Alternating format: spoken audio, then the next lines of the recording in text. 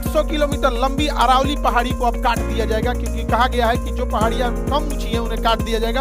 अरावली पहाड़ी जो है वो 93% ऐसी पहाड़ियां हैं जो 100 मीटर से कम नीचे है। भैया वहां तो दुनिया की सबसे पुरानी पहाड़ है, 2.5 साल पुरानी पहाड़ है, वहां पे उसके 93% पहाड़ों को काट कि हमें भी शेड्यूल 6 दो, कि जब तक हम परमिशन न देंगे कि कौन सा पहाड़ खोदना है, कहाँ पे माइनिंग करनी है, कहाँ होटल बनाना है, कहाँ इंडस्ट्री बनाना है, यहाँ सेंट्रल का नियम नहीं चलेगा, शेड्यूल 6 चलेगा।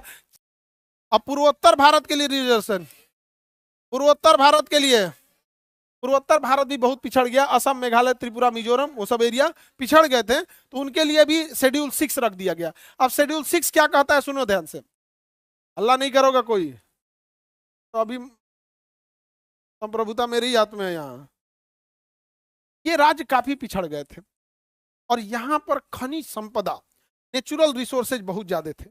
इन लोगों का कहना था कि हमारा संविधान में हमारा विदोहन कर दिया जाएगा, बड़ी कंपनियों को भेज देंगे, हमारा जनसंख्या कम है तो संसद में हमारा प्रतिनिधि नहीं रहेगा, कहीं हमारी कोई बात नहीं सुनेगा, तो हम तो बर्बाद हो जाएंगे। तब अंबेडकर साहब कहे कि ना ना ना, बर्बाद नहीं हो गया। शेड्यूल 6, शेड्यूल 6 मतलब अनुसूची 6, शेड्यूल 6 में कहा गया है कि जो जो राज्य शेड्यूल 6 में आएगा, असम, मेघालय, त्रिपुरा, मिजोरम, असम, मेघालय, त्रिपुरा, मिजोरम, असम, मेघालय, त्रिपुरा में, तो इस एरिया में किसी कंपनी को, किसी होटल को, किसी फैक्ट्री को, बड़ी कंपनी को अगर जमीन खरीदना है तो वहां के लोकल लोगों का नियम चलेगा, न कि वहां संसद का नियम या supreme court, high court, district court का चलेगा। वहां के लोकल लोग अगर इन्वायरमेंट क्लियरेंस देंगे तो चलेगा, अदरवाइज में नहीं चलेगा। अब बताइए, वहां का जंगल आज भी सुरक्षित है, पूर्वोत्तर का, वहां के खनन आज भी सुरक्षित है, बचा के कौन रखा है, शेड्यूल 6। ऐसे ही जम्मू कश्मीर में, लद्दाख में सबसे ज्यादा खनिज है, लेकिन लद्दाख में बर्फ इतना है और वहां सबसे ज्यादा सेंसिटिविटी है, बहुत ज्यादा खनन हो जाएगा, बहुत ज्यादा अगर प्रदूषण होगा, फैक्ट्रीज लगने लगेंगी, होटल खुलने लगेगा, इंडस्ट्रियलाइजेशन होगा, यहाँ का बर्फ पिघलेगा, कंपनियां अपना पैसा कमा के लेके चली जाएंगी, वहां के रहने वाले वैसे ही बर्बाद हो जाएंगे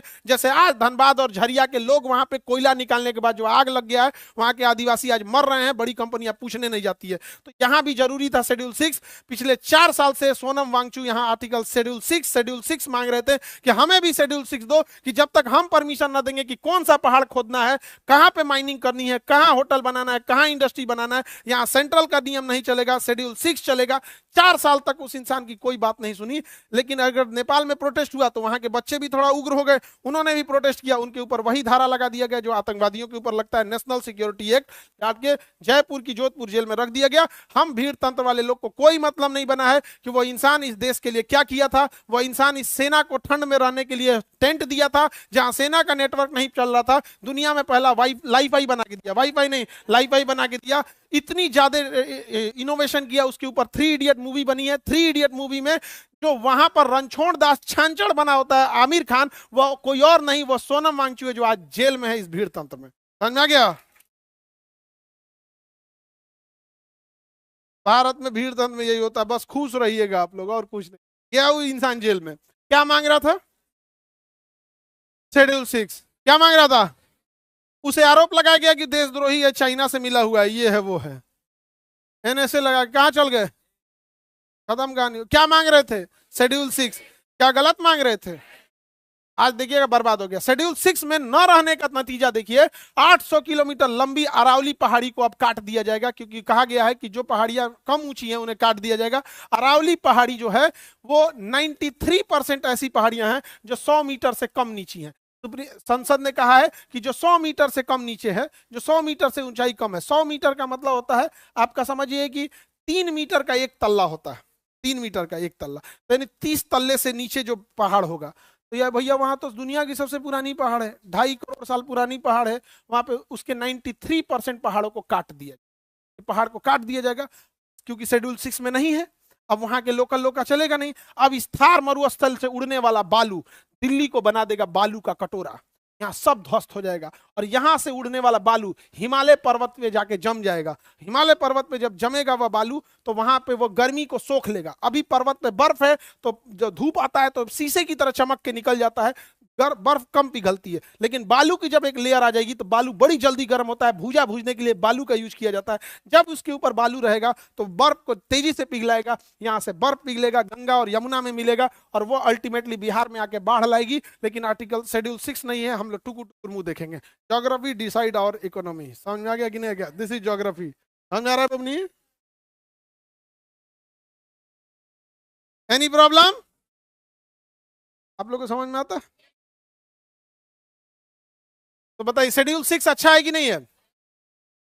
चारे राज्य को सोनम वांगचुक क्या मांग रहे थे? शेड्यूल 6, शेड्यूल 6 ये भी नहीं किया किसी को। गया जेल में तो जेल में गए, हम लोग को क्या मतलब है? नहीं समझे? हम लोग में क्या भीड़ तंत्र में क्या खराबी होती है? भीड़ चाहती है उनके लड़ाई, उनके लिए कोई लड़ाई लड़े, लेकिन भीड़ तंत्र की खराबी, वो फंसेगा तो भीड़ उसके लिए नहीं आएगी।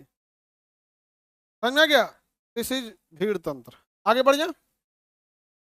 उनको घोषित कर दिया क्या चीज? देशद्रोही। नहीं समझे? हम लोग भी ज्यादा बोलेंगे तो हम लोग को भी घोषित कर देगा। लेकिन फिर पब्लिक हम लोग से ही कहेगी, अगर हमको कहा जाएगा कि पाकिस्तान की बात करता तो पाकिस्तान वाला खुद आएगा, या भाई उस सबसे ज्यादा हम लोग को गरियाया है। हमरा तो घोषित नहीं कर सकते हैं और चाइनीज घोषित कर देंगे, चाइना का।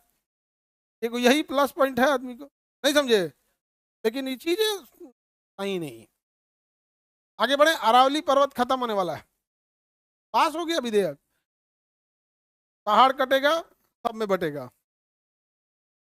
आगे बढ़ते। पूर्वोत्तर समझ में आ गया? पूर्वोत्तर शेड्यूल 6 समझ में आ रहा है? बाबू अभी तो हम संविधान में प्रवेश भी नहीं किए हैं।